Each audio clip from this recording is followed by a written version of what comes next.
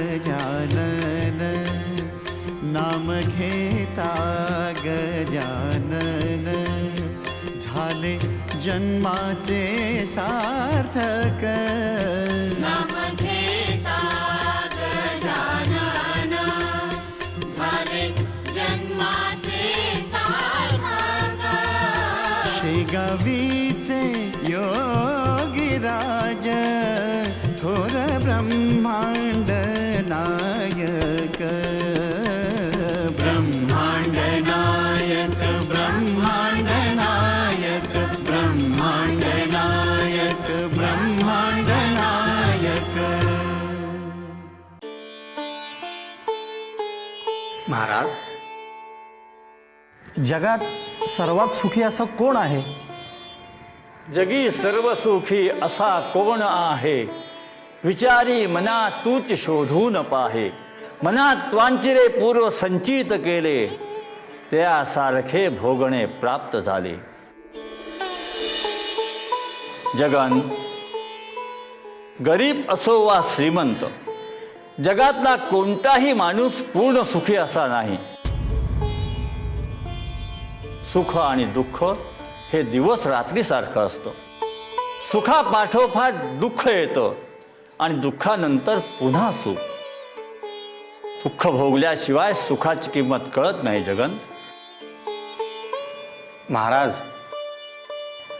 माझ्या पाहण्यात असा एक माणूस आहे बरं। मला वाटतो तो जगातला सर्वात सुखी माणूस असावा। होय? हो, फौजदार पाटील खूप दरार आहे त्यांचा, सगळे वचकून असतात त्यांना।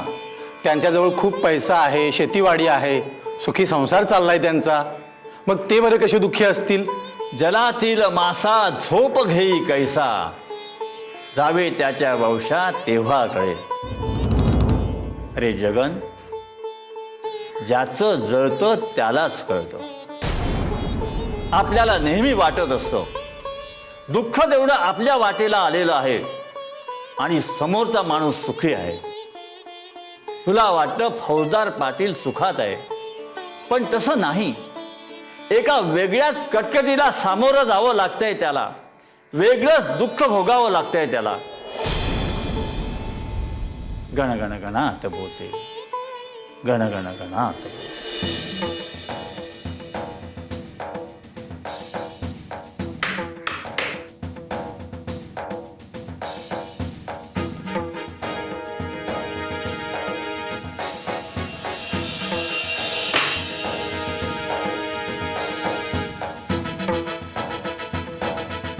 पाणी पाजा, पाणी पाजा। तो घाऱ्या डोळ्याचा चोर पाणी पाजतोय, सरकार पाणी पाजतंय, तुम्ही पाणीच पाजा। अहो साहेब, एवढे का गावताय? काय झालं? काय झालं? 4 दिवसात जर त्या चोराला पकडलं नाही ना, तर नोकरीवरून कमी करण्यात येईल अशी नोटीस बजावल्या सरकारनं मला। काय सांगता काय साहेब? छाद मांडल्या त्या चोरानं, नाकी न आणलेत त्यानं। मोठमोठ्या गुन्हेगारांना बेड्या ठोकल्या आजपर्यंत, पण हा चोर काही हाती लागत नाही। चोरी करून कुठल्या बेळात घुसतो देव जाणे। पर कोणी वर्णनही याचं नीट सांगत नाहीये। फसवला गेलेला प्रत्येक माणूस याचं वेगवेगळं वर्णन सांगतोय। कोणी सांगतो याचे डोळे खारे आहेत, कोणी सांगतो त्याच्या चेहऱ्यावर तीळ आहे। खारे डोळे, चेहऱ्यावर तीळ, ही गोष्ट मात्र खात्री पटवून द्यायला पुरेशी आहे। चोर एकच आहे, प्रत्येक वेळी वेषांतर करून चोरी करीत असावा बहुतेक।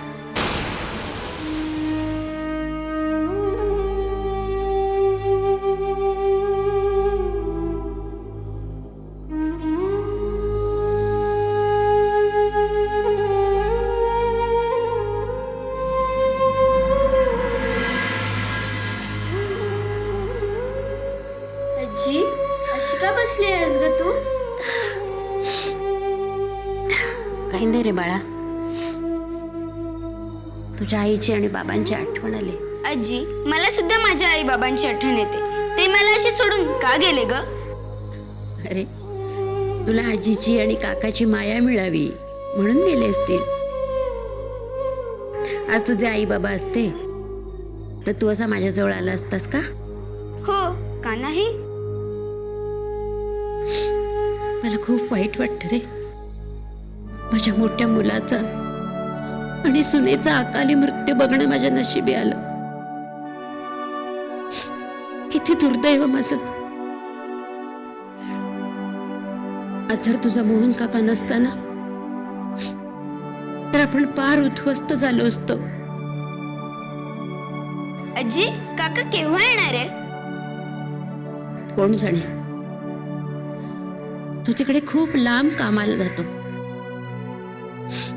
शेट्टी सांगतील तिकडे जायचं. सतत पायाला चाकं लागलेली असतात. शेट्टी जा म्हणाले की पळत सुटायचं. खूप मेहनत घेतो तुझा काका. अरे तो आहे म्हणून आपलं घर चाललंय. आजी, काकांचं पत्रही आलं नाही बरेच दिवस. हो ना रे, म्हणून काळजी वाटते मला. तो असं कधी करत नाही. उशीर व्हायचा असेल तर पत्र पाठवून कळवतो. आजी, तुला माहित आहे का मोहन काका कोणत्या शेटजींकडे काम करतो? माहित असेल तर आपण जाऊ. नाही रे, मागे मी त्याला सांगितलं होतं. तुझ्या शेटजींचं नाव, गाव, पत्ता काय ते सांग मला. म्हणजे गरज पडली तर सांगावा पाठवून बोलवून घेता येईल. मग काय तो म्हणाला, तुला कशाला हवंय नाव, गाव, पत्ता आणि तू मला सांगावा पाठवशील तेव्हा तर मला पोचेलच कशाबरोबर. मी काय एका ठिकाणी असतो का? आज इथे उद्या तिथे असा मी फिरत असतो. तुझ्या काकाचा देवावर अजिबात विश्वास नाही, पण माझा आहे. त्याला असं यायला उशीर झाला ना की मी गजानन महाराजांना नेहमी साकडं घालते की माझ्या मोहनला लवकर सुखरूप घरी परत आणा.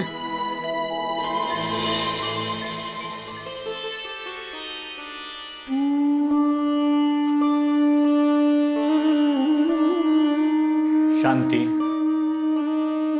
आईचं मन मुलासाठी कसं तळमळतं ह्याची जाणीव आहे आम्हाला. तुझा मुलगा बरेच दिवस घरी आला नाही म्हणून तुझा जीव कासावीस झाला आहे ना. आपला मुलगा कुठे नोकरी करतो, कसली नोकरी करतो, कसा पैसा कमवतो हे जाणून घेतलं असतंस तर फार बरं झालं असतं.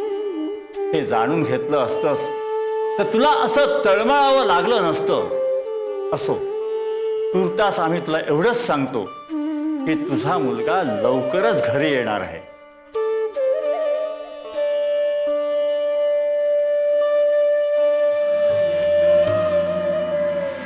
साहेब, महाराज एका चोरानं उच्छाद मारलाय.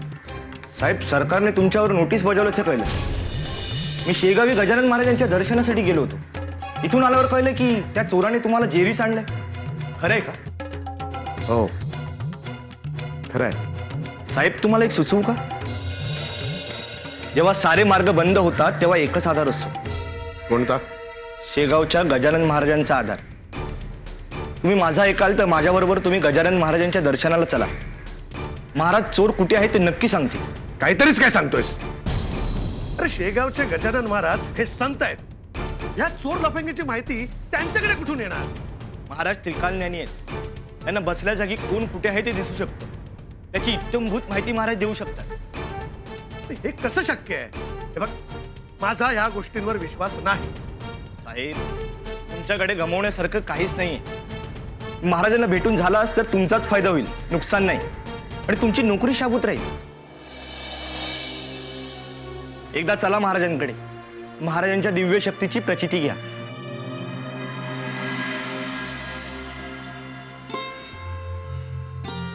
आजी, मला अभ्यास करून ना खूप कंटाळा आलाय. अरे मग बाहेर जाऊन खेळ ना. मला बाहेर जाऊन खेळण्याचा सुद्धा कंटाळा आलाय. मोहिन काका कधी येणार? तो आला की माझ्यासाठी छान छान खेळणे आणेल, भरपूर खाऊ आणेल आणि छान छान गोष्टी सांगेल. अरे तुझ्या मोहन काकाची मी पण वाट बघते. मी जाताना सांगून जातो 4 दिवसात येतो म्हणून, पण 15 दिवस तोंड दाखवत नाही. योगेंद्र, मोहन काका आला. अरे 100 वर्ष आयुष्य आहे. तुझीच आठवण काढली होती आता. किती वाढलास बाबा. हा, जरा कमी कर ना दगदग. अगं आई, दगदग केल्याशिवाय का पैसा मिळतो? आणि माझ्या बापदादांनी मागे गाठोडं बांधून ठेवलं नाहीये बसून खायला. पण म्हणून प्रकृतीकडे इतकं दुर्लक्ष करायचं? अगं काय झालंय, मला चांगला धडधाकट तर आहे. आणि आता आलोय ना तर मस्त खाऊ पिऊ घाल, पुन्हा धष्टपुष्ट होईल. आणि मग जा त्या शेटजीची चाकरी करायला. अगं आई, किती विश्वास आहे शेटजींचा माझ्यावर. माझ्याशिवाय एक काडी सुद्धा हलत नाही त्यांची. त्यांना जेव्हा केव्हा महत्वाचं काम असतं ना तेव्हा त्यांना मीच लागतो, म्हणून तर एवढे पैसे देतात मला. हो रे बाबा, पण काय सांगते ते, हा मिळणारा पैसा आहे ना तो राखून ठेव नीट. उगीच वायफळ खर्च करू नकोस. अरे वेळ काळ काही सांगून येते का? आपल्या अडचणीच्या प्रसंगी हाच राखून ठेवलेला पैसा उपयोगी येतो. हो आई, बरं मी आता हातपाय धुवून घेतो, नंतर गप्पा मारू. बरं का योगेंद्र, तुला मी गोष्ट सांगेन आणि जादूचा खेळ पण करून दाखवेन. ह्या हातातली गोष्ट त्या हातात कशी जाते ती. हा जगन, एखाद्या गोष्टीबद्दल विश्वास असणं फार मोठं. मनात श्रद्धा असायला हवी. विश्वासाला श्रद्धेची जोड लाभली हे आपलं काम निम्म होऊन जातं. महाराज, पण हा विचार आपल्या मनामध्ये आत्ता का बरं आला? महाराज, काय वसंता, बरा आहेस ना? आपल्या कृपेने सगळं ठीक चाललंय महाराज. हे फौजदार साहेब, फौजदार पाटील यांच्या हाताखाली मी काम करतो. बर. महाराज, यांची एक समस्या आहे. फार मोठ्या अडचणीत सापडलेत. करा अथवा मरा ही परिस्थिती आली आहे. असं झालं तरी काय? महाराज, एका चोरानं उच्छाद मांडलाय. हा चोर चोऱ्या करून पसार होतो. मागे कुठलाच पुरावा ठेवत नाही. कुठलेच धागेदोरे सापडत नाहीयेत. ह्या चोराला कसं पकडायचं फार कठीण होऊन बसले. सरकारने मला नोटीसही बजावली. 4 दिवसात जर ह्या चोराला शोधलं नाही तर माझी नोकरी जाईल. महाराज, तुम्हीच उपाय सांगा, कसं पकडायचं या चोराला?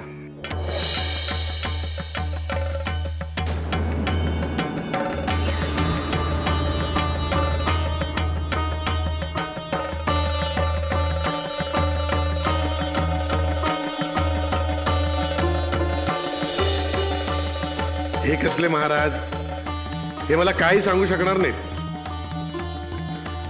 उगाच या शिपायाच्या नादाला लागून इथवर येण्याचे कष्ट घेतले.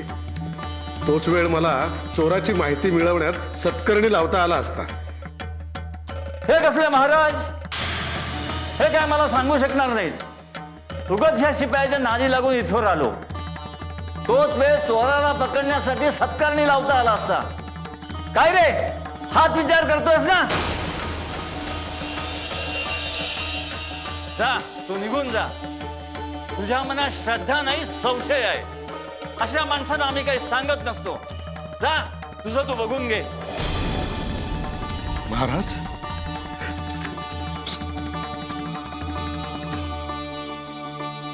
महाराज, महाराज, मला क्षमा करा.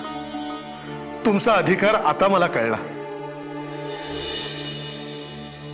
पण महाराज, महाराज, मी एक फौजदार आहे. संशय घेणं हा माझा स्वभाव आहे.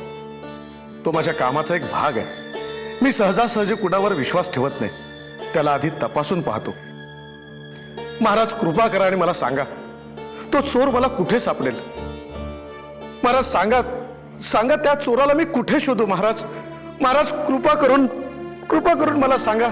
माझी नोकरी वाचवणं हे तुमच्याच हातात आहे. महाराज, तुला त्यासाठी वणवण करायची काही गरज नाही. तो चोर स्वतःच्या पावलांनी चालत तुझ्याकडे येईल. मात्र तुझी नजर तेच ठेव. गण गण गणात बोते, गण गण गणात बोते, गण गण गणात.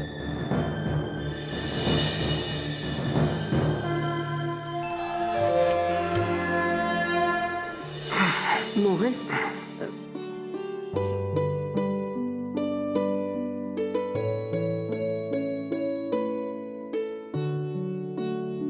मोहन, तू रागवणार नसेल तर तुला एक विचारायचं होतं. आई, मी तुझ्यावर कधी रागवलोय का? विचार. नाही म्हणजे मला माहिती आहे की देवावर तुझा विश्वास नाहीये, पण माझा आहे रे. आई, तू देवाची रोज पूजा करतेस, ती तू करू नकोस असं मी तुला कधी म्हटलंय? नाही, देवपूजेबद्दल तुम्हाला कधीच आडकाठी केली नाहीस. पण मला जे विचारायचंय ना ते वेगळंच आहे. वेगळं म्हणजे? आई, स्पष्टपणे बोल ना. मोहन, शेगावला जाऊन गजानन महाराजांचं दर्शन घ्यायची माझ्या मनात खूप इच्छा आहे. लोक त्यांना देव माणूस मानतात. डोकी फिरलीत त्या लोकांची. जिथे देवच अस्तित्वात नाहीये तिथे देव माणूस काय अस्तित्वात असणार आहे? आई, तुम्ही देव समजून ज्यांची पूजा करता ना, अशा कुठल्याही संत महात्म्यांवर माझा विश्वास नाही. मोहन, अरे असं का बोलतोयस? काय गाई, त्या देवाने असं काय चांगलं केलंय आपलं? सांग ना. आणि आजवर त्याने काय वाईट केलंय आपलं रे? हो, सांगतो. माझ्या लाडक्या पुतण्याला पोरकं कोणी केलं? माझा दादा आणि बहिणी अचानक वारले तेव्हा कुठे होता तुझा देव? मी नेकीनं शेती करत होतो तर त्या सावकारानं माझी शेती हडप केली, माझ्यापासून माझ्या उत्पन्नाचं साधन हिरावून घेतलं. तुझ्या त्या देवानं माझ्यासाठी काय केलंय सांग ना? काहीच केलं नाहीये. मग हा तुझा देव आहे हे मी का मानू? मोहन, अरे तू असा का नाही विचार करत की आजपर्यंत आपल्यावर इतके आघात झाले, त्याची तीव्रता कमी कोणामुळे झाली? देवामुळेच ना. आपण इतक्यांदा पडलो, धडपडलो, पण त्यातूनही आपण उभे राहिलो. ही सगळी त्याचीच कृपा आहे. नाही आई, तुला शेगावात जाऊन गजानन महाराजांचं दर्शन घ्यायचं आहे म्हणून हा सगळा युक्तिवाद तू माझ्याशी करतेस. पण याचा काही परिणाम माझ्यावर होणार नाही. मी तुला निक्षून सांगतो पुन्हा एकदा की तू शेगावला जायचं नाहीस. तुझ्या डोक्यात काय चाललंय ना मला काहीच कळत नाही. मी ओळखूच शकले नाही तुला.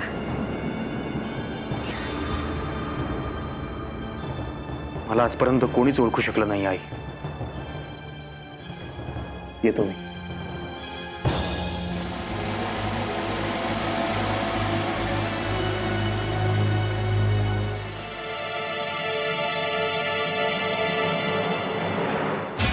अरे किती लोकांना फसवशील?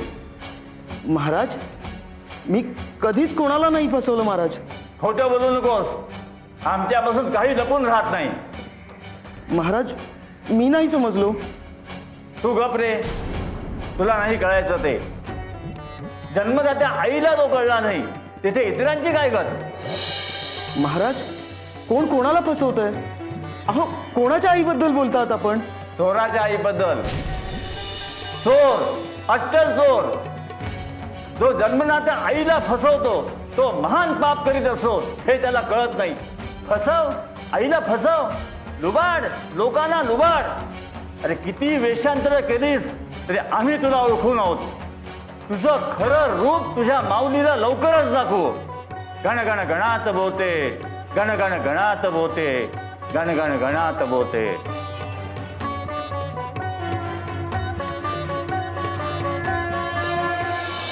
अहो, त्या चोरांना माझ्या तोंडचं पाणी पळवलंय. हो कोण होता तो?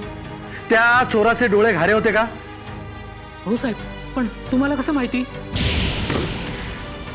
हा चोर म्हणजे माझ्या डोक्याला ताप झालाय. खूप तक्रारी आल्यात त्याच्याबद्दल. प्रत्येक ठिकाणी वेगवेगळ्या पद्धतीने वेषांतर करून चोरी करतो. साहेब, तुम्ही उगाच चिंता करताय. गजानन महाराजांवर विश्वास ठेवा. महाराज म्हणालेत ना, हा चोर तुमच्याकडे स्वतःच धावत येईल, मग तसंच होईल.